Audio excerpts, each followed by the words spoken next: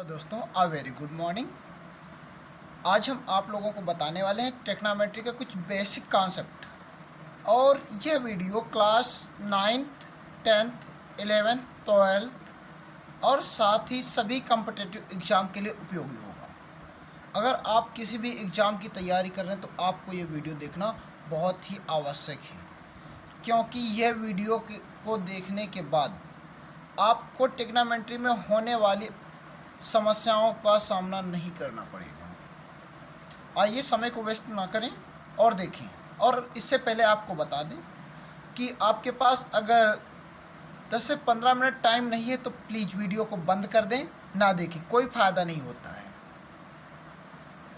अगर है तो ज़रूर देखें। आप किसी भी एग्ज़ाम के लिए तैयारी कर रहे हो तो इस वीडियो को शुरू से लास्ट तक ज़रूर देखें। चलो आइए पहली बात स्टार्ट करते हैं। तो जब भी हम ट्रिग्नोमेट्री की बात करते हैं, त्रिकोणमिति, तो यहाँ पर सबसे पहले जो हम बात करेंगे, हम पॉइंट नंबर 1 पर बात कर रहे हैं पाइथागोरस प्रमेय की।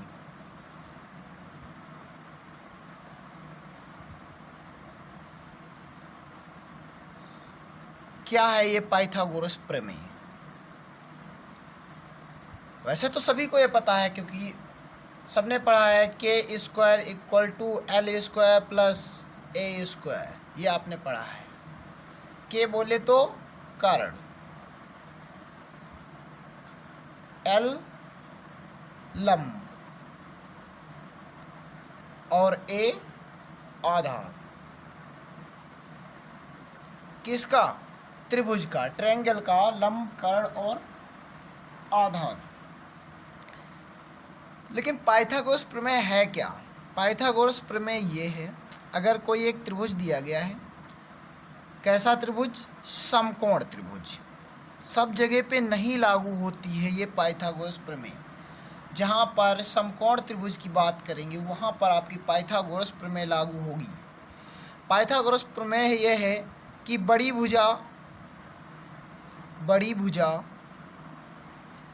भुजा का स्क्वायर बराबर होगा अन्य दो भुजाओं के स्क्वायर के। अन्य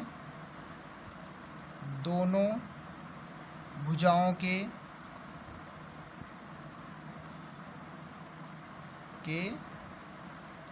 वर्ग के। ये अगर हम इसको एक पॉइंट दे दें ए बी सी, तो आपका हो जाएगा ए बी का स्क्वायर बराबर होगा बी सी के स्क्वायर प्लस ए सी के स्क्वायर से। यानी कि ए बी का स्क्वायर बराबर होगा अन्य दो भुजाओं के वर्ग की। तो अन्य दो भुजाएं क्या हैं? बी सी और ए सी, अन्य दो भुजाओं के वर्ग के योग के। बीच में क्या किया? योग के बराबर होता है। तो ये हो गया आपका। फिर अब देखेंगे पॉइंट नंबर 2। पॉइंट नंबर 2, ये लंब, कर्ण, आधार, ये आया कहाँ से? तो इस बड़ी भुजा को हम कहते हैं कर्ण, और बची शेष दो भुजाओं में से किसी एक भुजा को हम लंब और किसी एक भुजा को आधार बोलते हैं। ये डिसाइड नहीं होता कौन सा लंब है और कौन सा आधार। लंब और आधार को डिसाइड कब करते हैं, मैं अभी जस्ट आपको बताता हूँ। तो यहाँ से आपका सूत्र बन गया के स्क्वायर बराबर L square plus A square. ठीक है।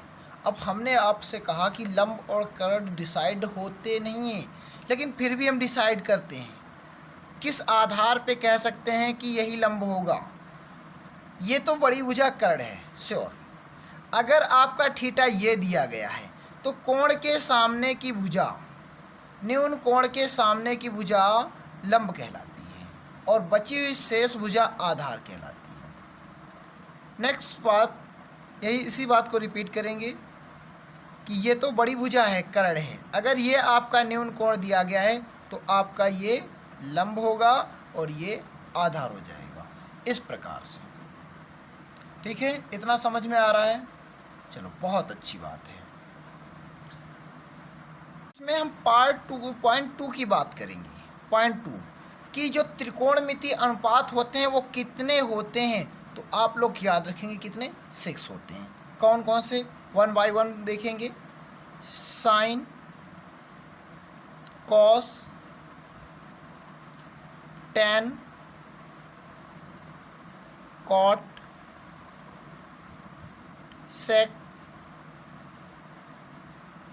और कॉसेक। बस पूरी त्रिकोणमिति में इन्हीं 6 अनुपातों का प्रयोग हुआ। इसी का तो खेल है, इसी को पढ़ना है, इसी को समझना है। इनका आपस में कुछ ना कुछ रिलेशन होता है, ये भी आपको बताएंगे। किसी एक खास एंगल पे इनकी वैल्यू, ये भी आपको निर्धारित करना बताएंगे, आप निकालना जानेंगे। लेकिन इससे पहले हम बात करते हैं इनके कुछ साधारण सूत्रों की। तो अगर कोई एक ट्रायंगल दिया गया है, कोई भी एक त्रिभुज दिया गया, और कैसा त्रिभुज, समकोण त्रिभुज दिया गया है, जिसका एक न्यून कोण थीटा है। ये त्रिभुज है आपका ए बी सी। यह आपका कर्ण हो जाएगा, ये लंब हो जाएगा, ये आधार हो जाएगा। तो साइन थीटा, यानी कि जो साइन में थीटा की वैल्यू होगी, जो न्यून कोण की वैल्यू होगी, वो आपकी होती है लंब बटे कर्ण। अगला कॉस थीटा। कॉस थीटा की जो वैल्यू होती है वो होती आधार बटे कर्ण।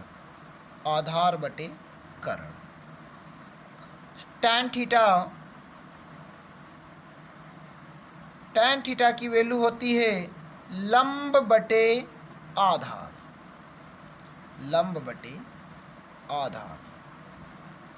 इसी आधार पर कॉसेक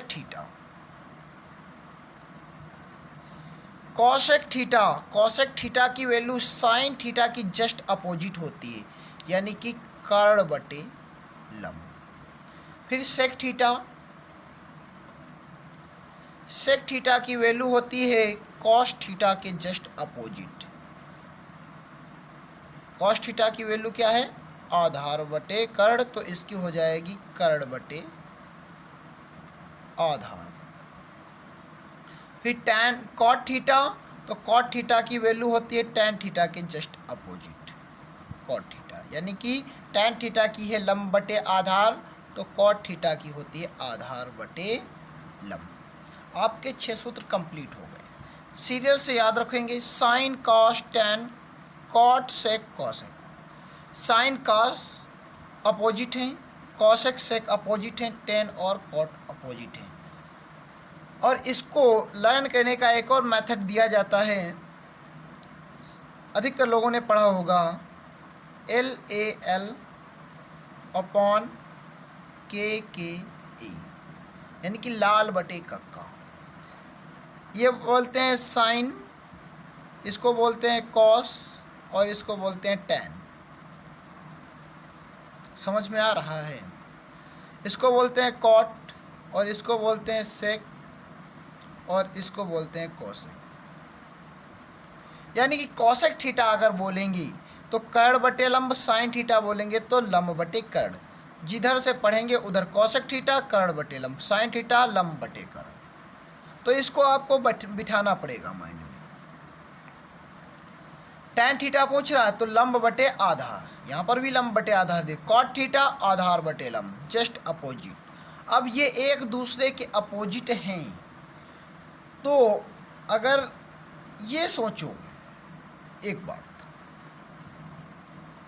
छोटी सी एक बात बताएंगे, उसको ज़रा समझो। अगर आपको 4 दिया गया है और बोलें कि 4 के को अपोजिट से गुणा करा दो, तो आपका आंसर कितना आता है, 1 आता है, क्योंकि 4 से 4 कैंसिल हो जाएगा, डिवाइड हो जाएगा, 1 आएगा। और इसी प्रकार से अगर ये टैन और कॉट एक दूसरे के अपोजिट हैं तो इनकी जो गुणा होगी वो 1 आएगी। साइन और कॉसेक की गुणा 1 होगी, कॉस और सेक की गुणा 1 होगी। क्या, sign theta into cosec theta बराबर 1 होता है। कैसे 1 होता है अभी इसको बता देते हैं, क्योंकि साइन थीटा बराबर अभी हमने पढ़ा है लंब बटे कर्ण। साइन थीटा बराबर क्या, लंब बटे कर्ण है, और कॉसेक थीटा बराबर है कर्ण बटे लंब। कॉसेक थीटा बराबर है कर्ण बटे लंब। चलो इनको हल करते हैं। लंब से लंब कैंसिल हो जाएगा, कर्ण से कर्ण कैंसिल हो जाएगा, और वैल्यू आएगी आपकी 1। इसलिए sine theta into cosec theta equal to 1 होता है। तो यहाँ से आपका एक और सूत्र बन जाएगा, sine theta equal to 1 upon cosec theta. क्यों, क्योंकि ये कॉसेक थीटा साइन के साथ इनटू में है तो 1 के साथ डिवाइड में चला जाता है। और जस्ट इसका अपोजिट भी हो सकता है। कैसे, अगर हम कॉसेक थीटा को छोड़ लें तो साइन थीटा इधर इनटू में है तो उधर जाएगा, डिवाइड में हो जाएगा साइन थीटा। आपके ये 1 से 3 सूत्र और आपके बन गए। आप बनाना सीखें, रटें बिल्कुल मत। मैथ समझने का सब्जेक्ट है, समझने का, रटने का नहीं। बहुत से बच्चों के अंदर ये प्रॉब्लम बनी हुई है, वो मैथ को समझते नहीं हैं, रटने लगते हैं। भाई कितना रटोगे, किस किस क्वेश्चन को रटोगे आप बताओ, कभी ख़त्म ही नहीं होगा। आप कॉन्सेप्ट सीखो, कैसे सूत्र निकला है, कैसे रूल्स हैं। आप रूल्स सीखेंगे तो आप समझ पाएंगे। चलो अब देखते हैं इसका पॉइंट नंबर 2। पॉइंट 2 के में आपने 1 सीखा, ये इतना 1 में आपके 3 सूत्र हुए, और आपके 6 ये भी निकल गए। इन सभी को आप नोट जरूर करेंगे, ठीक है।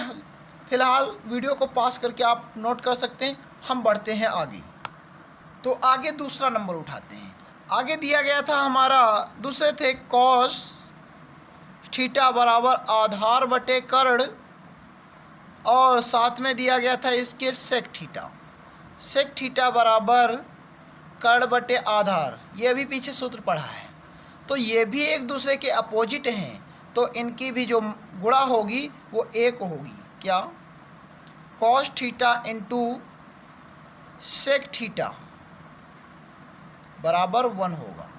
क्यों होगा, क्योंकि सेक थीटा की वैल्यू क्या होती है, आधार बटे कर्ण, और कॉस थीटा की वैल्यू आधार बटे कर्ण, और सेक थीटा की वैल्यू कर्ण बटे आधार। ये कैंसिल हो जाएंगे, 1 ही तो आएगा। तो यहाँ से भी आपके सूत्र बन जाएंगे, कॉस थीटा बराबर अगर हम सूत्र बनाएं तो 1 अपान सेक थीटा।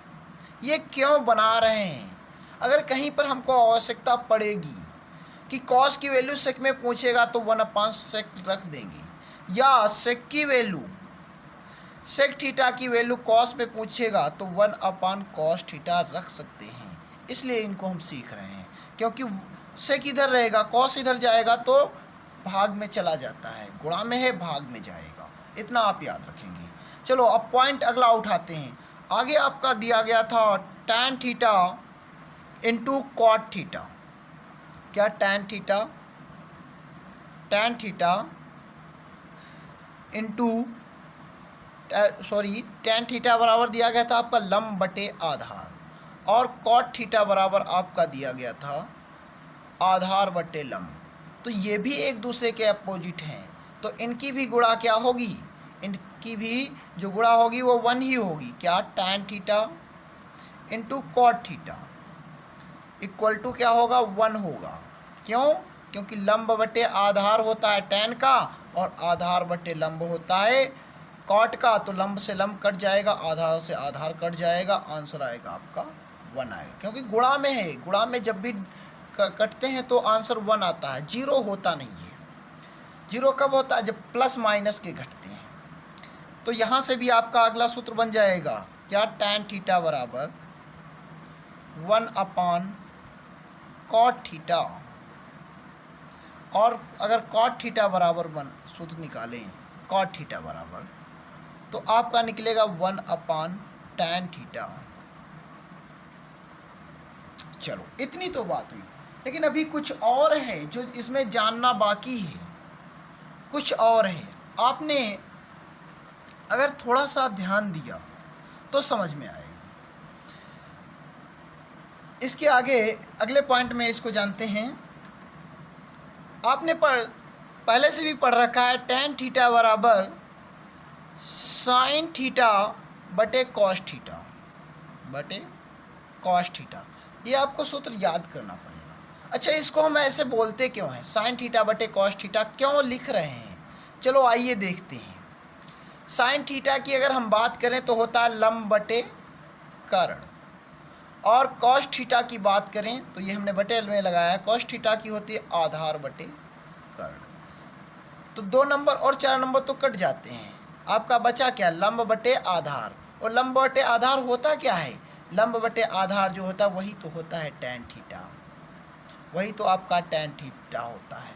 तो cot थीटा की भी वैल्यू इसी प्रकार से ज्ञात कर सकते हैं, जैसे tan थीटा की वैल्यू हमने ज्ञात की है sin थीटा बटे cos थीटा। तो cot थीटा की वैल्यू अगर हम निकालें, cot थीटा की वैल्यू तो क्या हो जाएगी? tan का अपोजिट है, cot tan का अपोजिट है, tan cot का अपोजिट है, एक दूसरे के उल्टे हैं, तो हो जाएगी cos थीटा बटे sin थीटा। चलो इसको भी हल करते हैं। cos थीटा की वैल्यू आधार बटे कर्ण और sin थीटा की वैल्यू लंब बटे कर्ण। 2 नंबर और 4 नंबर डिवाइड हो जाते हैं, क्या बचा? आधार बटे लंब, और यही तो होता है आपका cot थीटा। तो हम cot थीटा को क्या लिख सकते हैं? sin थीटा बटे cos थीटा बटे sin थीटा, और tan थीटा को लिख सकते हैं sin थीटा बटे cos थीटा। ये बात आपको अच्छे से समझ में आई? चलो इसके आगे सीखेंगे हम अगले वीडियो में। वीडियो पसंद आया हो तो लाइक कर दें, दोस्तों को शेयर कर दें, और अभी तक चैनल सब्सक्राइब नहीं किया है तो सब्सक्राइब कर दें। आप अगला वीडियो किस पर चाहते हैं ये हमको ज़रूर बताएं।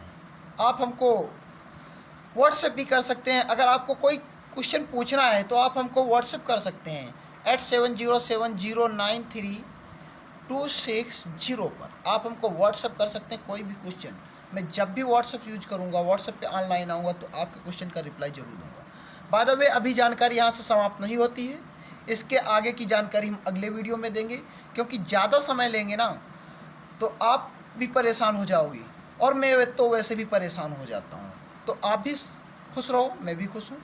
धन्यवाद, फिर मिलते हैं अगले वीडियो में। नमस्कार।